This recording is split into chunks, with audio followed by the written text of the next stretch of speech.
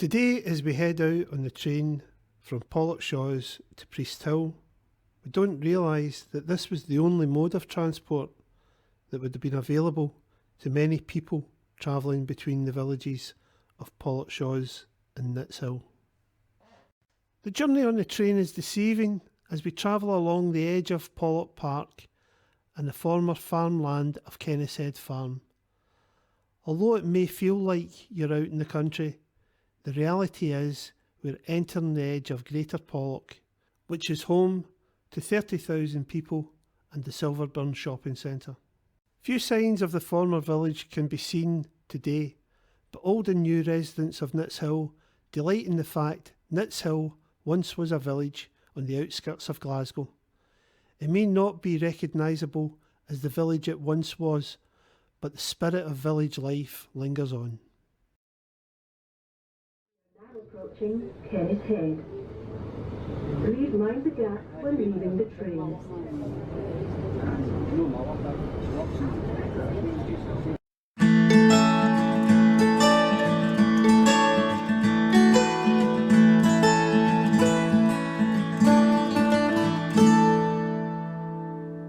I remember still those men and boys of old Nitshill as they worked the coal face deep beneath the earth. Their blackened faces still return in my dreams forever young. Did we know before they left what they were worth?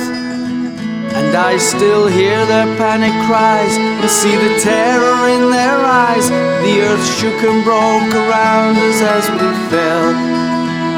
And as I stood, as I ran, those at the face lost to a man, the air around them burned them all to hell. And I can hear their voices echo in the dark. I can hear them still, those men and boys of old Nitshill.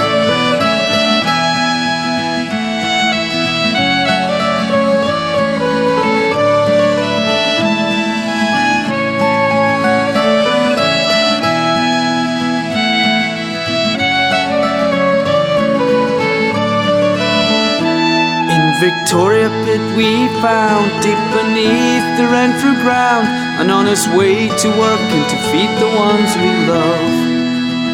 But in the year of 51, men and boys so very young ne'er returned to the sweet March air above.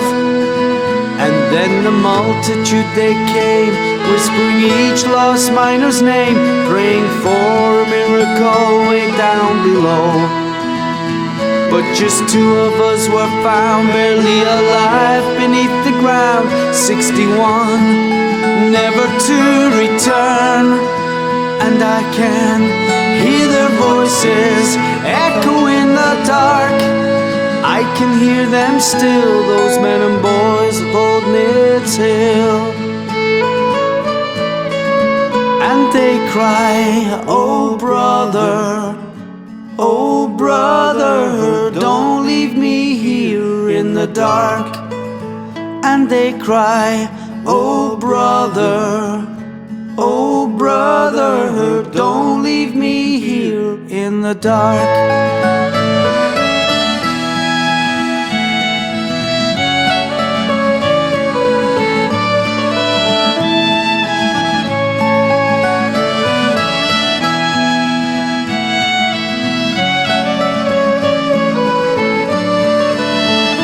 I can hear their voices echo in the dark. I can hear them still, those men and boys of old Nitshill. And I can hear their voices echo in the dark. And I remember them still, those men and boys of old Nitshill.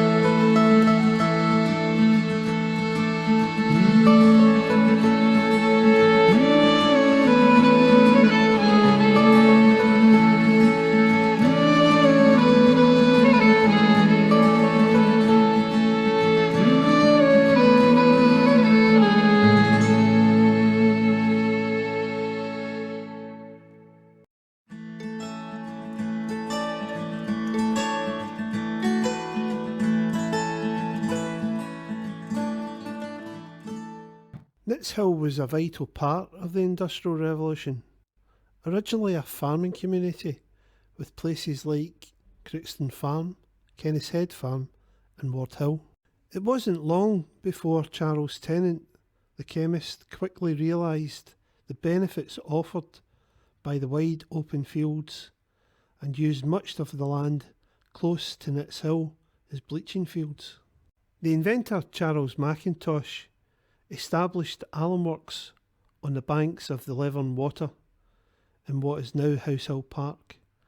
Soon Mackintosh and Charles Tennant established a fruitful partnership which was founded in Nitshill and soon moved to other areas of Glasgow. We are now approaching Nitshill. Please mind the gap when leaving the train.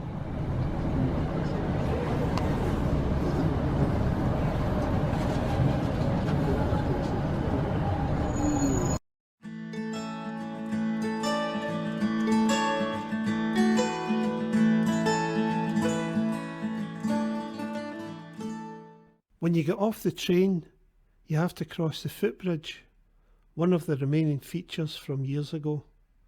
The old station house and waiting rooms are gone, and the war memorial to Sergeant John Meikle has been replaced by a new memorial plaque dedicated to a local hero.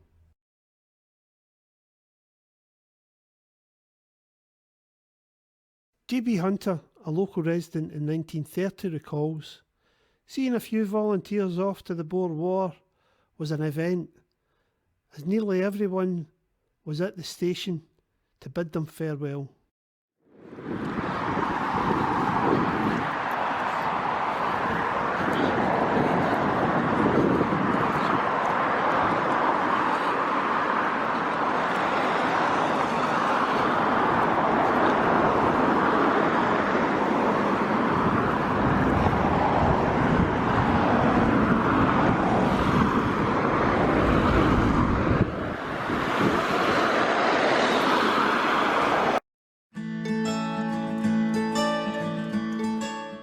Over the 4 years of World War I, Nitshill suffered as great a loss as the mine disaster over 60 years previously.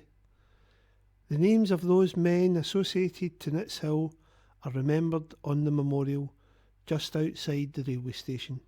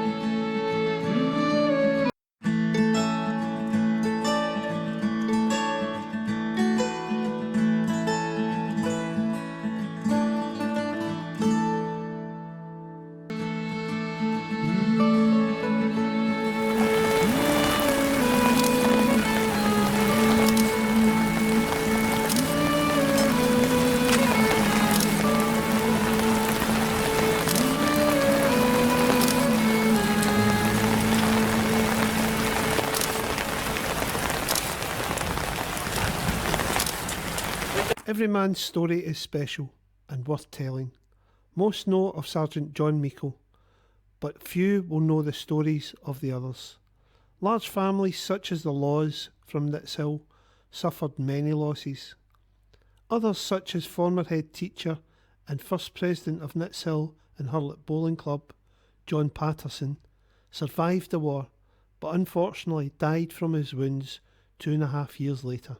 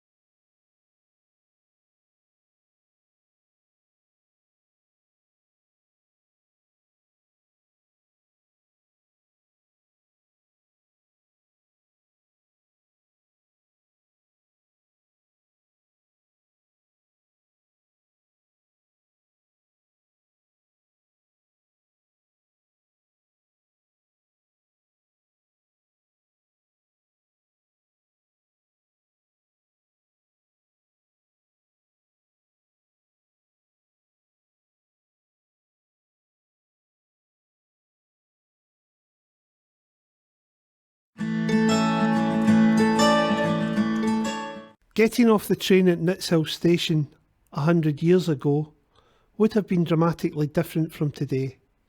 Down the ramp leading to Nitshill Road, the first thing you would have seen would have been the local pubs, the Volunteer Arms and the Railway Inn. As you came off the ramp and crossed Salterland Road, there was once a football ground on the left-hand side. This is further indication of how vibrant the village was and how the social side of the villagers' needs was catered for. As well as football, there were other field events, even dog racing. Boxing and wrestling were also part of village life. Some villagers were even known to participate in tennis, golf and clay pigeon shooting. There are still shops on the main street in Nitshill, but only one pub remains. Children are well catered for with 3 new schools built in recent years. There are also lots of open space for all ages to enjoy and relax. Predominantly a housing area now, there are plans for more homes to be built. Silverburn Shopping Centre has provided much needed jobs in the area. Nitshill is a corridor of opportunity, a concept that has been 25 years in the making.